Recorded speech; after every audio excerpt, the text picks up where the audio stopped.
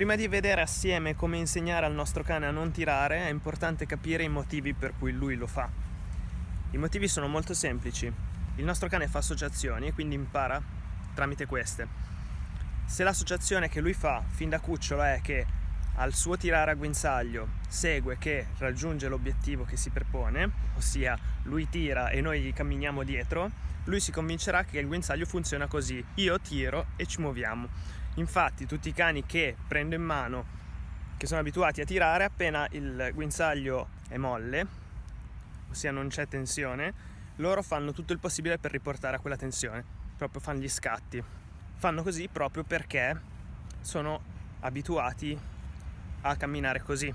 Il nostro cane non arriverà mai a pensare: forse se non tiro magari la passeggiata è più rilassante, non mi strangolano, il mio proprietario è più rilassato. Non lo farà mai questo ragionamento. Fa associazioni. Noi possiamo insegnargli qualsiasi cosa facendogli fare le giuste associazioni. Quindi, per insegnare al nostro cane a non tirare a guinzaglio, è importante fargli capire che quando c'è tensione non si va da nessuna parte. Mentre quando il guinzaglio è morbido, allora sì, dovete avere molta pazienza, perché all'inizio vi dovrete fermare ogni 2 secondi, però gli unici modi per insegnare a non tirare sono i cambi di direzione oppure il fermarsi ogni volta che lui mi supera la gamba.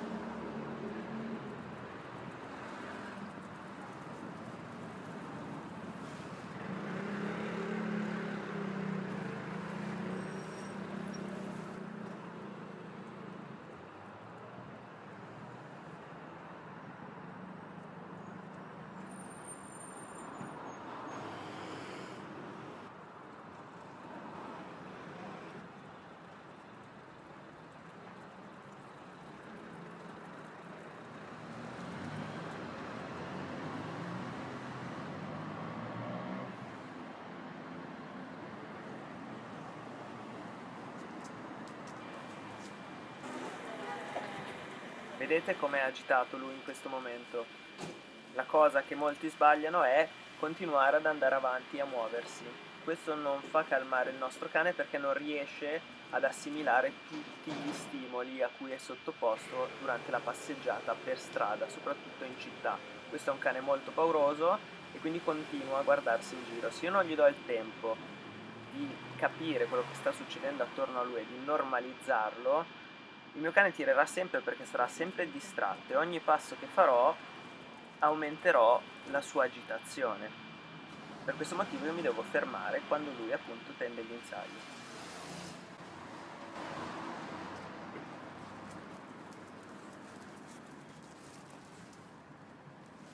Cambio di direzione.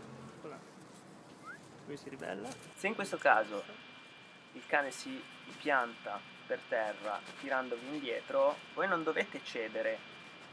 Senza strattonarlo, comunque dovete fargli capire che voi andate avanti. In altre parole, se voi non cedete al suo tirare, gli fate capire che siete voi che gestite la passeggiata, e di conseguenza gli infonderete anche più sicurezza, e il cane di conseguenza ulteriore sarà più tranquillo.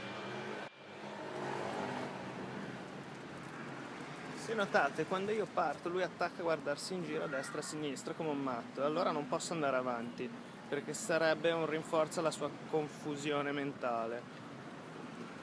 Per di più c'è la coda appiccicata allo stomaco, che significa che ha paura di varie robe, tipo le persone,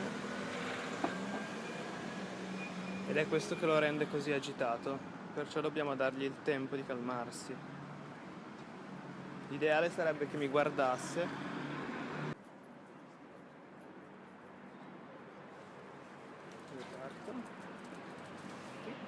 quando mi supera. Attenzione. Guardate questo sguardo. Questa è la cosa più importante. Quando il vostro cane vi guarda negli occhi, significa che sta iniziando a dare attenzione a voi piuttosto che a tutti i rumori che stanno intorno. Guarda. Oh, si distrae, cambia direzione.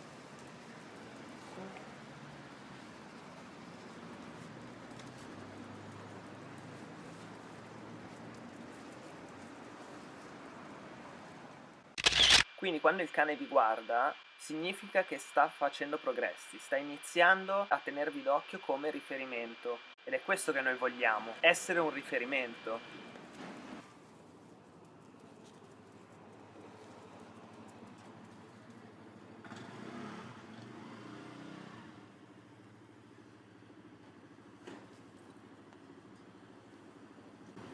Se io faccio un passo e lui inizia, mi fermo prima. Non faccio 6 metri, se no guarda, io faccio 6 metri, lo lascio tirare, lui mi passa avanti, prima cosa, poi va avanti, ciao, l'ho perso. Allora io quando fa così mi fermo prima che superi la mia gamba, no? Quindi mi avvicino, guinzaglio molle, tac, 2 o 3 passi, mi fermo in anticipo. Lui tanto non mi degna di attenzione perché ha troppa paura per le persone, eccetera. Allora cambio direzione e me ne vado di qua e me lo tengo dietro.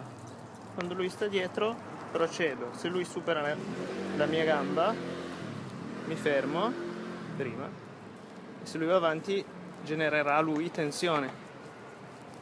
A lungo andare associerà che con la tensione ci si blocca e starà dietro.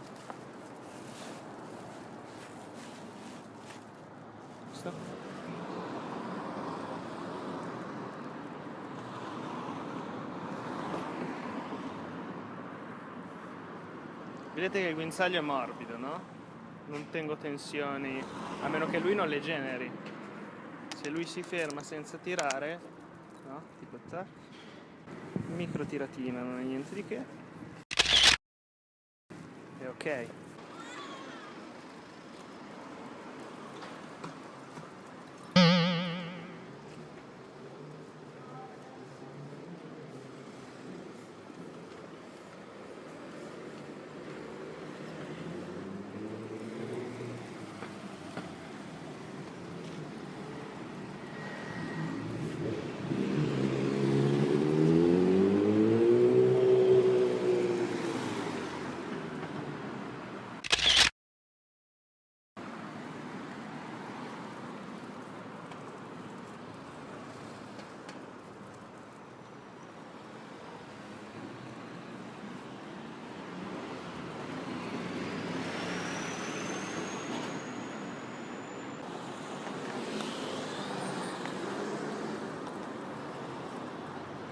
Ok, vedete che la paranoia ce l'ha tantissimo, però il fatto di non tirare lo sta capendo, no?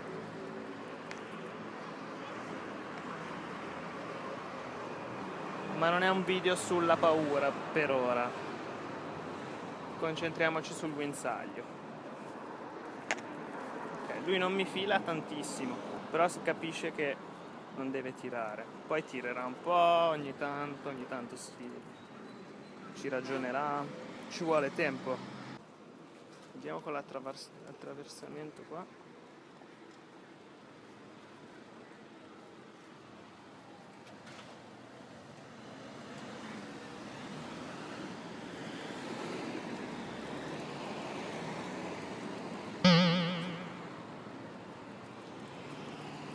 Qui cambia direzione. Oppala.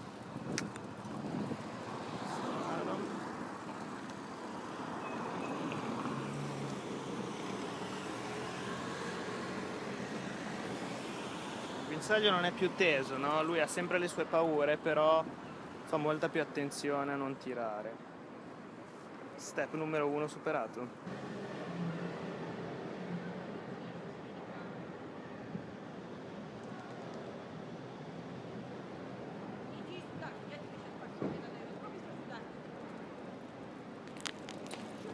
Non è una cosa che il cane apprende subito, soprattutto se è abituato a tirare da mesi o anni, però se voi sarete consistenti e applicherete questo metodo ogni volta che il vostro cane tirerà il guinzaglio, vedrete che a lungo andare capirà che la passeggiata può essere molto più rilassante di come è abituato.